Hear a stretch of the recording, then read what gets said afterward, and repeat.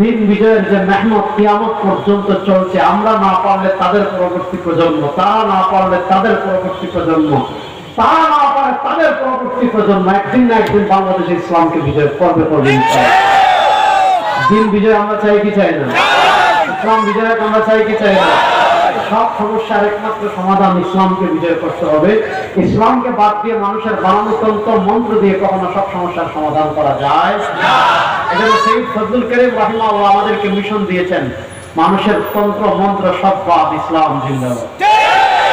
ইসলাম বলেন না, ইসলাম জিন্দাবাদ। আজকে আমি যে টপিকের উপর কথা বলবো, সে টপিকে যাওয়ার আগে এখানে হালকায় জিকির একটা শব্দ ব্যবহার করা হয়েছে। হালকায় জিকির সম্পর্কে আমি একটা হাদিস পেশ করবো, তারপর সামনে আগাবো। মুসলিম বিশ্বের একজন প্রখ্যাত হাদিস বিশারদ ছিলেন হাকিম আবু আব্দুল্লাহ নিশাপুরী রহমতুল্লাহ আলাইহি। 400